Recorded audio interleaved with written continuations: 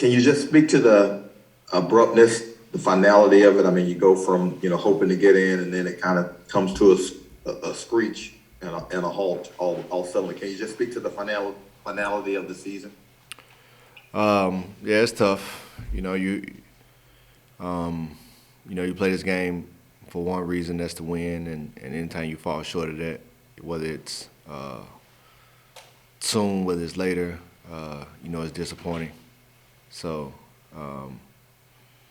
yeah, you hoping to get in, and anytime you're in a situation where you're hoping and you don't have that control inside your hands, it's not the best situation to be in. So, yeah. Amy Just? Yeah, with everything that happened this season,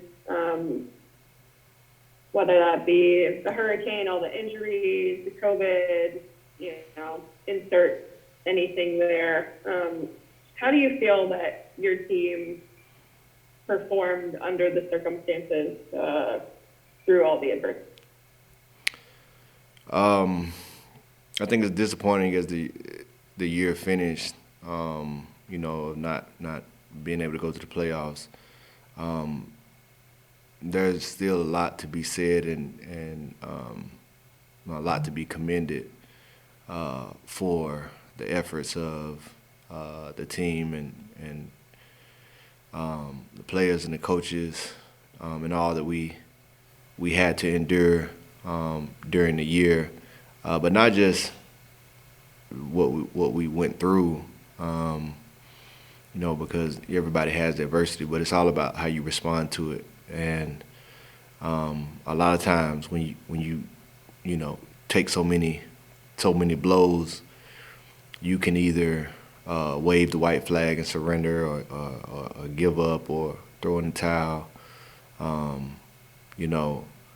But this team was resilient and continued to fight all the way through, even to the end, and having a chance at the end of making it to the playoffs. I think a lot is to be said for that, just in the character of this team. Football is the greatest teacher of life, I believe. That's my favorite part about the game, is how much it teaches about life. And one thing about life is you're gonna go through trials, you're gonna go through adversity, and you have to keep moving forward. And that doesn't mean that at the end of the storm, that the sun's gonna come out all bright and everything's gonna be all good. Just like this situation, we fought all the way through, and we still ended up falling short. But if you don't fight, you don't have a chance. And if you do fight, you do have a chance. And that was our situation. And so I think it's the same in life, that the only way you're gonna know, or the only way you have a chance to make it to a better situation, is to keep moving forward when adversity comes. And as long as you keep moving forward, the sun will eventually come out, and it'll eventually go in your favor. And so I think we got a chance to experience that firsthand this season, and we're all better players and people for it. Jeff Noah? Hey, Demario. Yeah, you kind of referenced it there, and I'm just curious, was there a point in this season where it felt bleak, and, how did the team leadership kind of allow this team to fight back over the final 5 games the way that it did? Yeah, I think the toughest stretch was probably, the five weeks of defeat in a row, after, losing a lot of guys to injury, and being in a situation where, you're just kind of trying to scramble to get a win. And I think in that situation, it could have easily felt like disarray. But our mindset was just continue to focus on the process, continue to keep our head down, and do what we know works, and eventually it would turn in our favor. And and it did, and we were able to string together a couple of wins down the stretch, and play some really good football coming down the stretch. And so, I think in that moment was probably the toughest,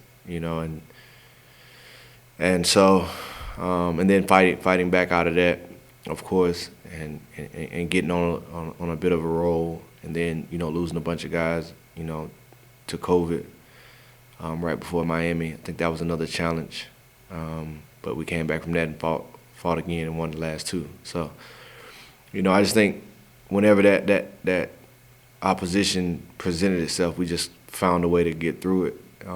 And I think that, to answer your question, that 5-game stretch was probably the hardest blow we took. But we found a way to get back on track. Catherine Terrell? Hey, Demario, when you look back on the season, did you have any regrets about the way anything played out? I'm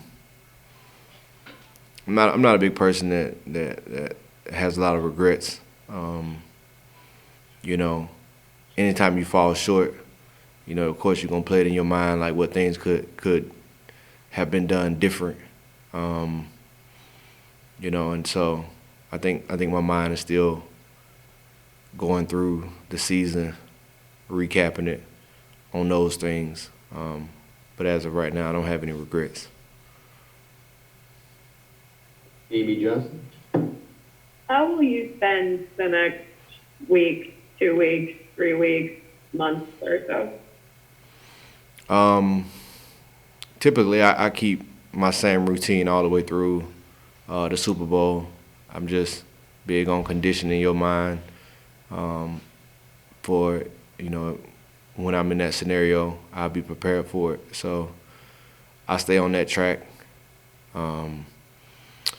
My 7-on-7 youth travel team is beginning to pick up. So I have meetings with my coaches and meeting with those players, getting ready for the season coming soon. So excited about that, and just a lot of time with the family.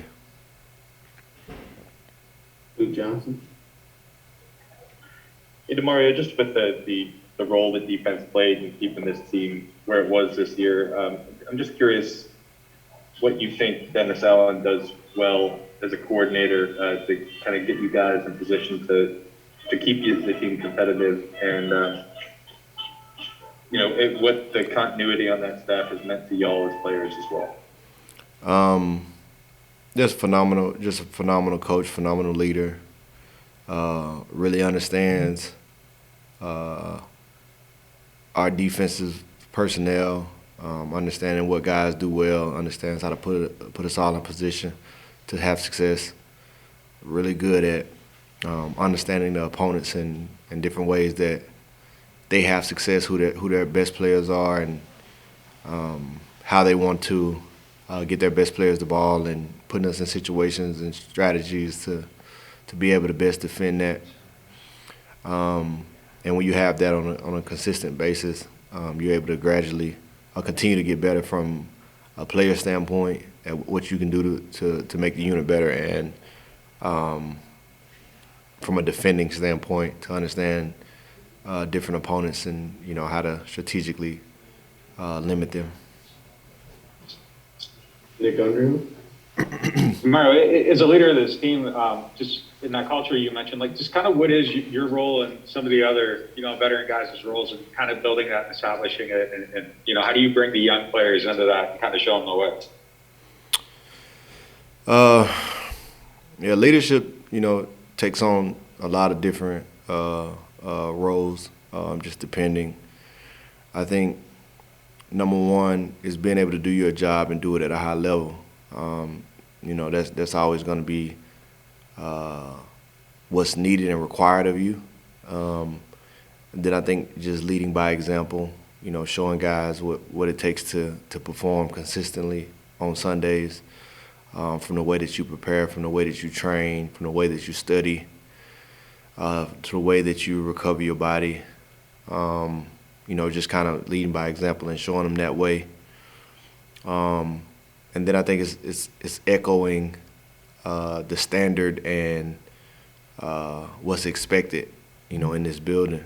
And there's a high standard of excellency. It's a high level of expectations, and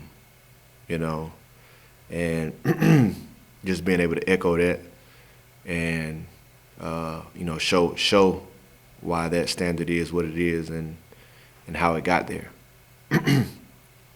Last two for Demario. Let's go with Jeff Nowak. One of the things Malcolm said yesterday was when he got to year 10, he kind of treated every offseason and made a different retirement decision in terms of whether he was going to come back, whether he was going to keep playing. Having just completed year 10 yourself, I'm just curious if you put any thought into that. How would you approach that situation? I don't know if it's something that you're even thinking about right now. What's that? Better ask that question. We're just, retirement at some point. What Malcolm said was when he got to year 10, that's when he kind of took it year by year, and every year he kind of made that decision. Having just completed year 10 yourself, I'm curious if that's, how would you approach that scenario? Yeah, I'm not thinking anything about that. Right. Not no time soon. And last one for Ed Daniels. Demario, do you ever think about how different it would have been if you guys would have had Alvin for those 4 games? He's such a difference maker. How much of a difference that would have made in the season if he wouldn't have gotten hurt?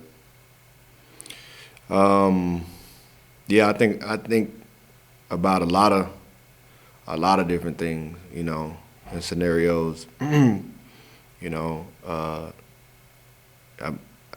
think about what it would have been like to have him. I would think about what it would have been like, to have Ryan Ramczyk and Teron down the stretch. I think about what it would have been like to have Mike T all season. I think about what it would have been like for James not to get hurt.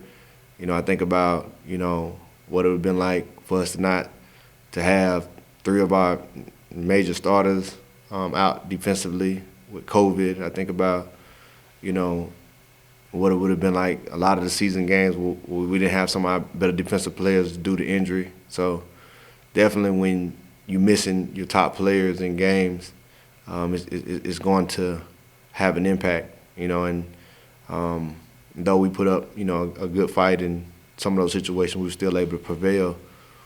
It potentially could have made a big difference, but we don't get to rewind time and replay it differently. So you just kind of have to roll with what you got.